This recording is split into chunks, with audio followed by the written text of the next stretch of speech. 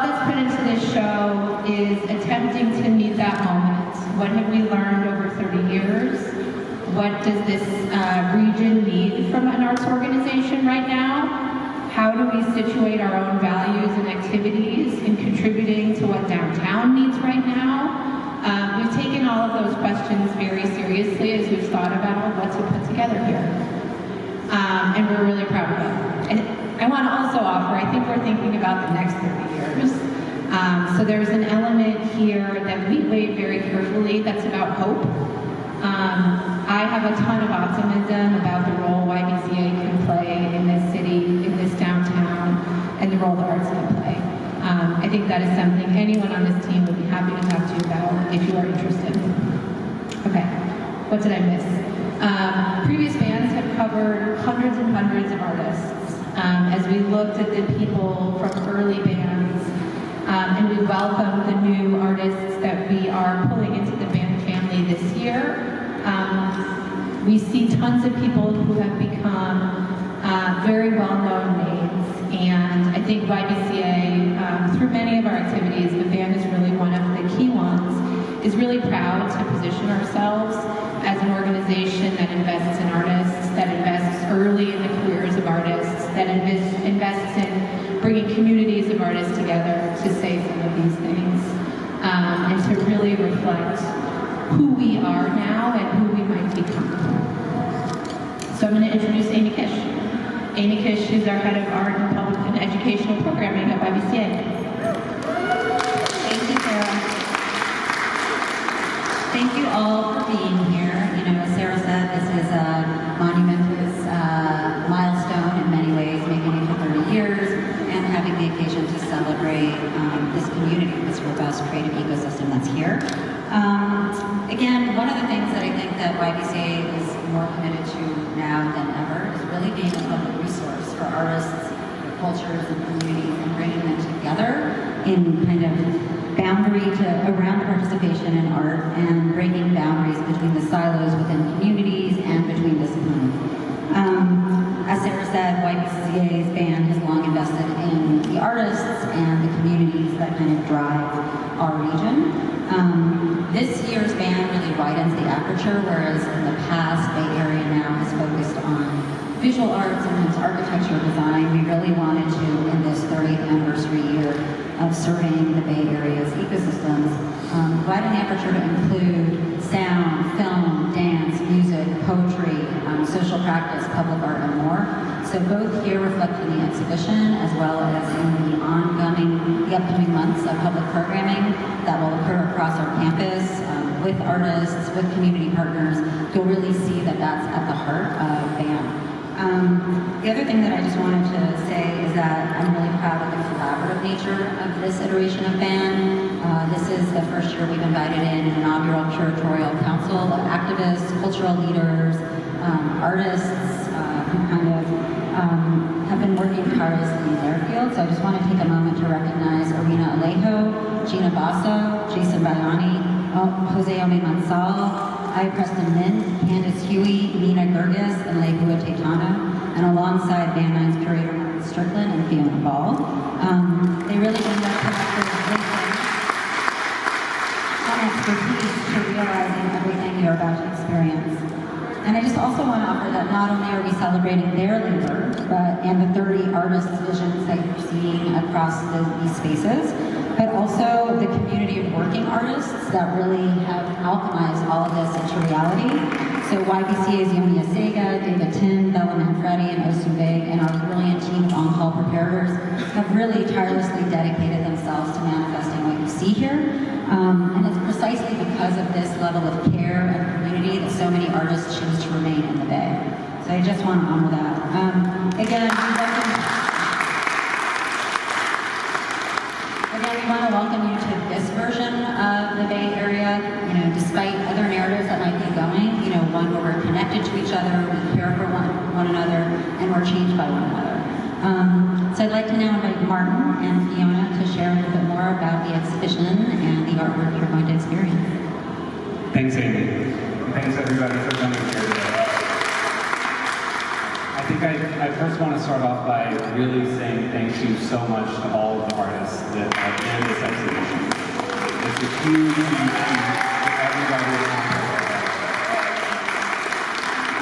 I was trying to reflect on this, and exhibitions are never a singular process. It's never one person that decides what goes on a wall, or what goes inside of a gallery, or how things are displayed. And Amy mentioned, the incredible internal team who deserves so much credit. Everything that you see here came from their creative brains and made everything happen. And I also know that working with so many of these artists, there are so many mentors, collaborators, friends, family members, therapists, hotlines.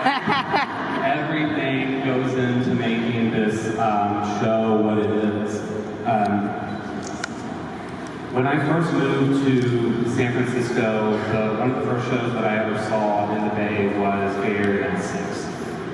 And I think like so many of you, when you move to a new place, you try to situate yourself with the artists that are working in the community and let them be sort of the guide to tell you what's going on, to kind of give you sort of a pulse. I was going around to other institutions and seeing these really big shows, but I didn't really feel like, I think whenever you move somewhere, you automatically sort of feel overwhelmed. And by coming to that band and being able to get a sense of who these artists that we're working with, I sort of began to sort of build this connective tissue and thread throughout the Bay Area. And that has certainly continued over all of these iterations. I've been in YBCA for a while. This is my third band that I've worked on, and I'm super proud of this most recent iteration of it.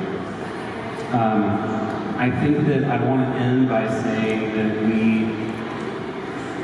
I had it in my head and I said, don't write anything down when first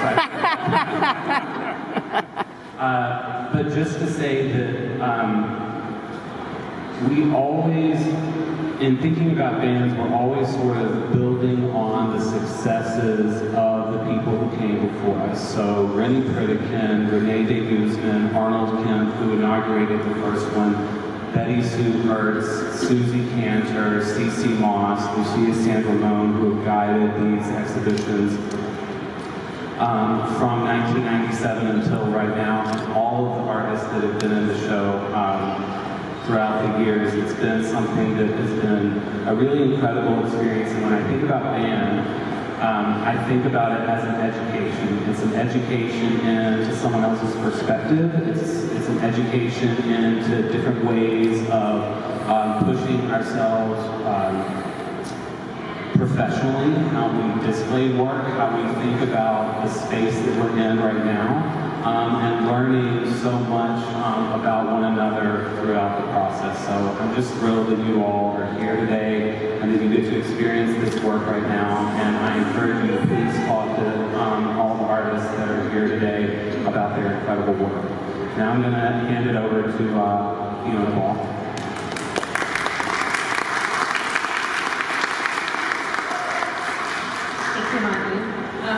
Hi everybody, this is such an exciting day. I'm so grateful that you're all able to be here with us. I want to talk a little bit about the process of how we got here. So back last year, Martin, Amy, and I figured out who needs to be inside of the exhibition in terms of what voices did we want to make sure were heard in the galleries and through all the public programming. And so we brought together the Curatorial Council that Amy had mentioned earlier, and together with the council, we spent about 2 months researching as many artists as we could in the Bay Area across all disciplines. Once we had a list that compiled hundreds and hundreds of names, we then went out into the community and spent about 4 months doing studio visits with artists across the Bay Area in all different counties. We went through a long debates and discussions to try and figure out how do we get to a number that can actually fit within the walls that we can contain, and we ended at 30. And what an incredible cohort that we have in front of us today. When we were going out to do studio visits, we came through with no curatorial sort of preconceived notion. We didn't know what the show was going to be about, and we were really trusting artists in the area to tell us what the show needed to be. So within the walls see artworks that look to the land and nature for ideas on how to regenerate and heal. You'll see artists critiquing notions of industry and infrastructure.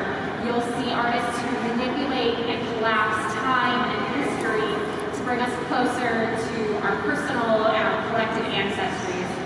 The galleries are somewhat thematically organized, which you should be able to tell. Hopefully you can tell pretty easily. But we hope that once you walk through and see the works, you'll see all these connective tissues that connect the works all across the space. Thank you again so much for being here. If you want to hear more about sort of the theoretical notions that we explore in the exhibition, I see most of you have both the little blue books. There's lots to go in there, and then Martin and I are always here if you have any questions or want to connect to any of the artists that are here. We've got lots to share. So thank you again so much for being here. We're really grateful.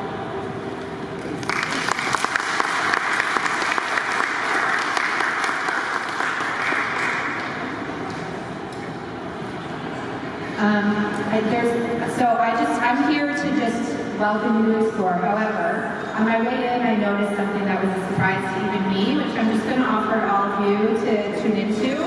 I think it's a lovely surprise by this team. Are these plants on everyone, or just some of them? Okay. My favorite thing about visiting arts organizations is usually the notes on the wall. I have a real opinion about organizations that do it very well. One of the delightful things I noticed this morning is this note, which I'm just going to read to you guys. Visitors are invited to rest on the Ingawa and reflect on how casual interactions might have profound and long-lasting impact. I encourage you, as you're looking around, we are all here, we're all happy to talk, artists, cultural council, team, staff. Look for these notes. They're like little love letters of encouragement, and we hope you enjoy them.